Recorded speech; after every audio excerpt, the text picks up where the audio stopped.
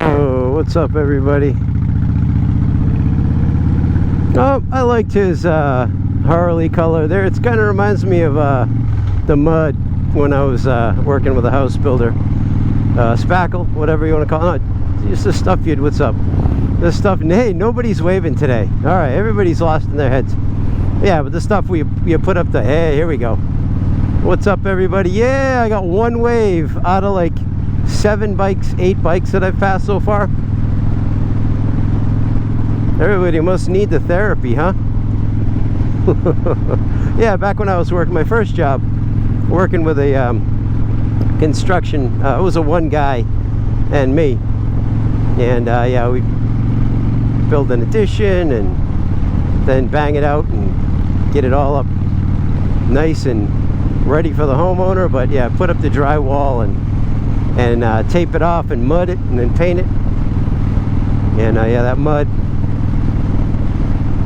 I don't know, that Harley color maybe had a little more brown in it than the mud we used to use. So I scratched that. Ignore that entire. This is why no one's waving at me. It's not them, it's me. I get it now. Anyway, yeah, so I was watching, I don't know how it came across my news feed. Was it, or YouTube, you know, it has suggested videos. Oh, maybe I do know.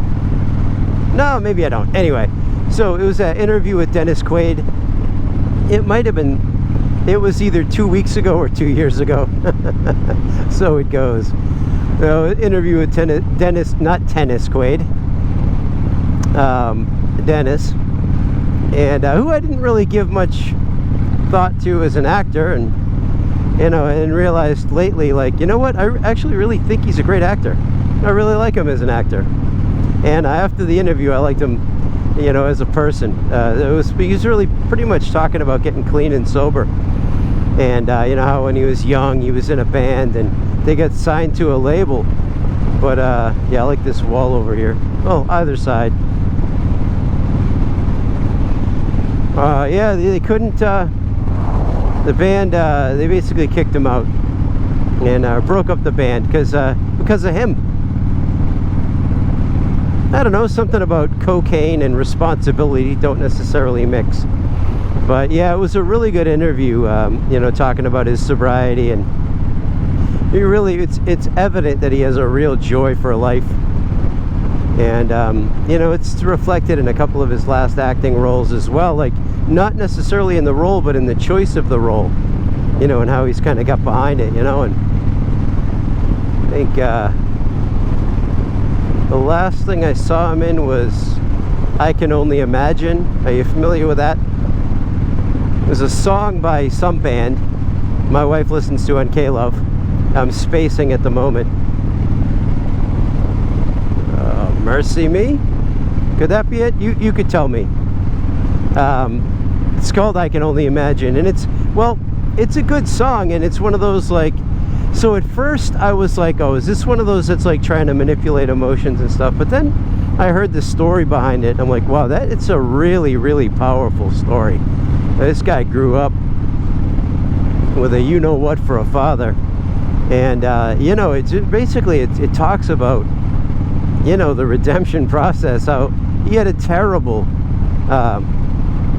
upbringing, you know, with his dad and whatever, and guy was just a horrible person, but at the end of his life had changed his ways, you know. And so the song is like, I can only imagine, like, when we're done with this brief blip of life and move on to eternity, you know, how it's gonna be awesome.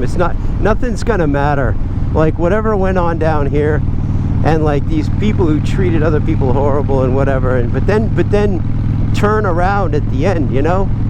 Well, now you got eternity to have the good relationship, you know, because the earthly one got screwed up, and sometimes it was my fault, sometimes it was someone else's fault, but that's the human experience. But you know, in this sort of rough draft here on earth, which is not long, even for the longest living of us, yeah, it really is just a blip in eternity. So man, I would encourage you to check out that movie, I Can Only Imagine, especially if you had, I don't know, man, if you had a rough go of it, if you had crappy parents or something, I don't know, you're either going to really want to watch it, or maybe you're going to want to take a pass.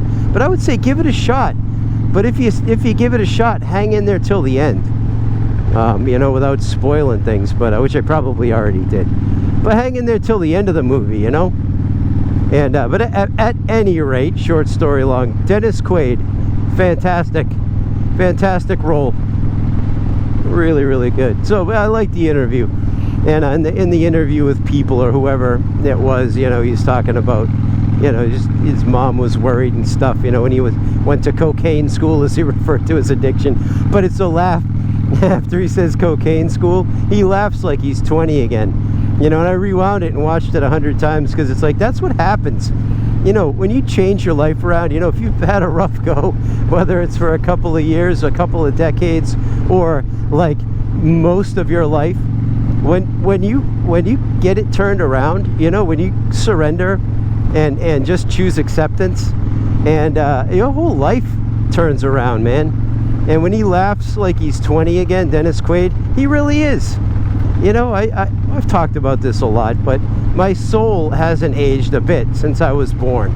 Like, I feel inside the same, welcome to Cumberland, Rhode Island, by the way, I feel the same age I have always been. Like, my soul hasn't got a scratch on it. You know, as my body deteriorates and decays. But sometimes, you know, if I talk to someone I haven't talked to in a very long time, or if you know, say I get a memory, or I start perseverating on something hilarious that happened when I was, you know, 22, I'm that age again briefly, you know what I mean, when I'm thinking about it. So that laugh that he does after cocaine school, it just reminds me of, like, there is joy available. It doesn't matter what you've been through and all that stuff, right? There is joy available. And how many people I know that are Dennis Quaid's age, half Dennis Quaid's age, a quarter of his age, and just don't have that joy, and just refuse to make changes they know they need to make. You know what I'm saying? And there's people that are old before their time, and they stay old for decades, and then they die a husk, you know, and it's almost a relief for those around them, you know, and that's not how I want to be. So yeah, I just thought I'd share that. It was funny, there was another, because I watched that one, I ended up with, it was Dick Van Dyke, you know him?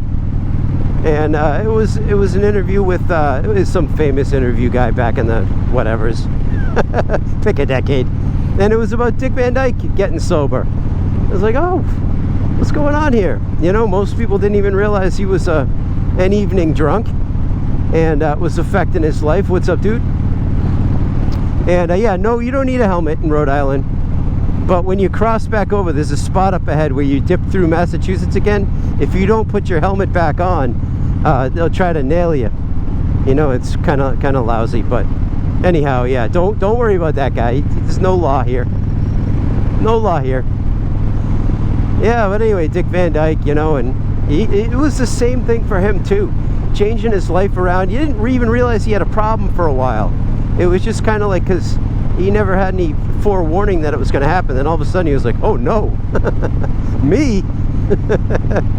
And he ended up getting sober, and his life was just full of joy. And so it was just kind of pretty cool. What's up, dude? All right. Meow, meow, meow. See, all right, I could tell a lot of times when like a V-twin rolls by, you know, I could tell like that's a Milwaukee 8, or that's an Indian, or that's a 96 cubic inch Dyna, whatever. You can't tell it's a Dyna, but you know, the engine of the V-twin. But sport bikes, no idea. They all either sound like a meow, like a cat going by, or they're like so loud. It's just like a, you know, you kind of like you were watching or listening to a CD and it's skipping on the fire alarm, you know, it just doesn't end. So but I can't tell, like, what I'm hearing. Does it sound good? What's up, man? Does it sound good or not? I don't know. I don't know. So yeah, not making fun of the sport bike. I just don't know.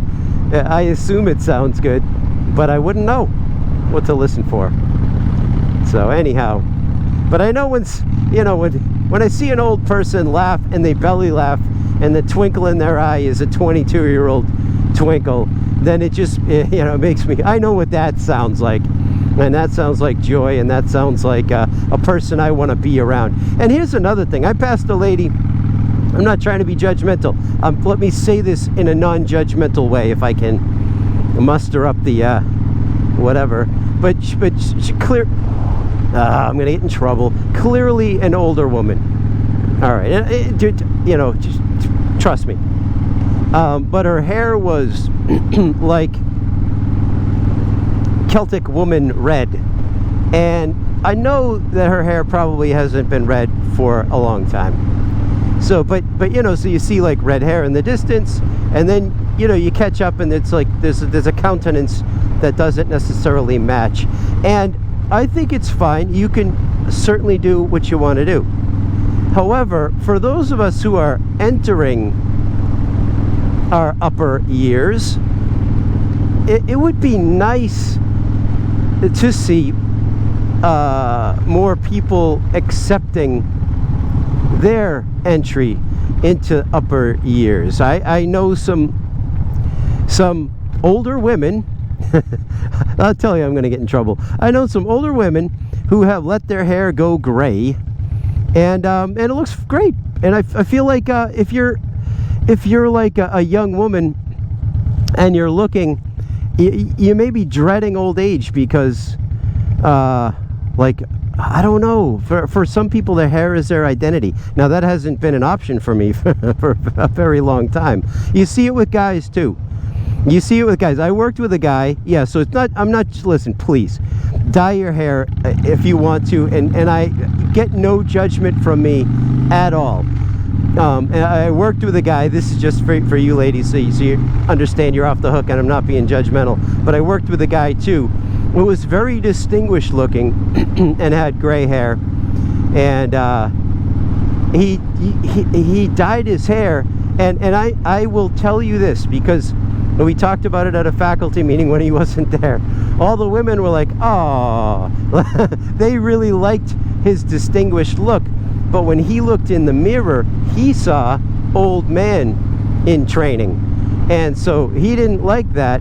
What he didn't understand was that aging naturally and gracefully, as he had been doing, was very satisfying visually for a certain demographic. And in fact, dyeing his hair, everyone was like, oh, because now we get the face doesn't match the hair, whatever. You know what I'm saying? But this is what I'm getting at with like I don't know.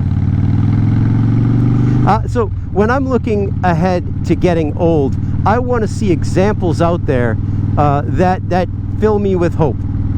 Yeah, So you folks out there who are getting old and letting it go gray and all that stuff, thank you so much, because you're showing me that I can do that too. I don't have to worry about the color of my hair or anything like that. Okay, that's all I'm getting at, is those of you who are out there and just accepting and just letting it go, letting it happen, thank you very much. For those of us like me who have no intention of dyeing hair or doing anything like that. So it's important to have that example.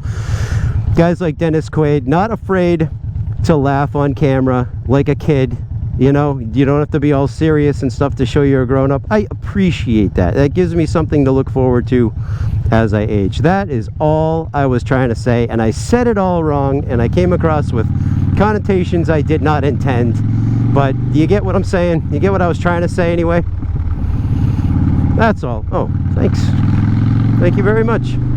That's all I was trying to say.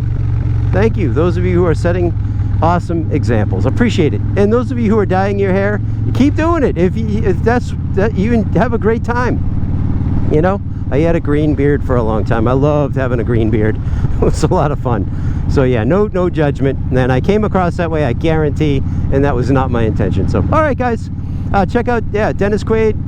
I Can Only Imagine, and I will talk to you guys soon. All right, That was 700 minutes long. All right, bye.